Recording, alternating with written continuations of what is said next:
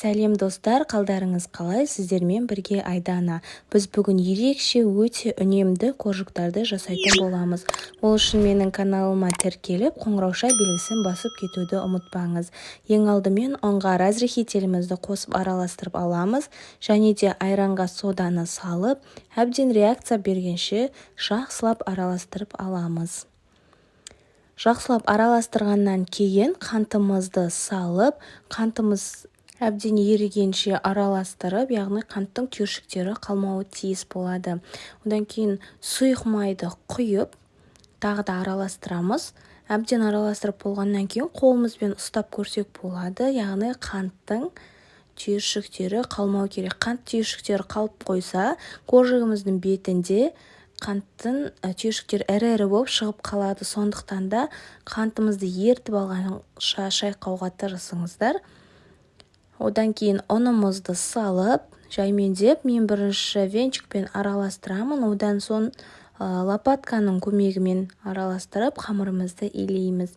Достар, бұл қоржықты күнделікті үйде жасауға да болады. Балалар сүйсініп жейді.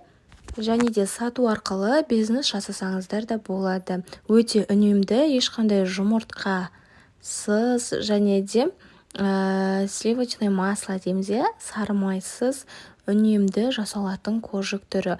Осылайынан қамырымызды илейміз. Қамырымыз өте жабысқақ болуы керек. Егер де сіздердің ұндарыңыз көп болып кететін болса, қоржықтарыңыз қатты болып қалады. Сондықтан да ұнды көп қоспауға тырысыңыздар. Жаю барысында ұнды астына көптеп сеуіп, жайып шығамыз. Оны көп болып қалды деп уайымдаудың қажеті жоқ. Піскеннен кейін қағып-қағып жіберіп, жей беруге болады.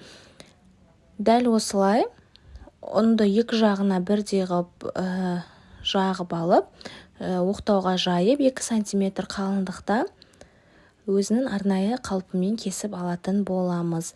Менде осындай пластмасса қалып, ол қатты үлкен емес, көлемі орташа. Темір қалыптарыңыз болса, тіпті жақсы үлкен болып шығады. Достар, бұл рецептпен бізде 1,5 килограмм қоржықтар шығады. Енді осылай формамызға салып, бетіне айран жағып, қызып тұрған пеште пісіріп алатын боламыз. Жалпы достар, сіздерге рецепт ұнап жатса, каналыма тіркеліп, комментарий жазып, лайк басып кетуді ұмытпаңыздар.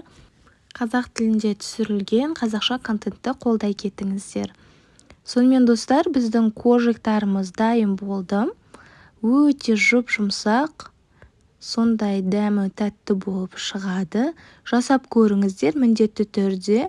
Күнделікті үйде жеуге де жасай берулеріңізге болады. Видео ұнаса, лайк басып, комментарий жазып қолдап кетуді ұмытпаңыздар. Назарларыңызға рахмет.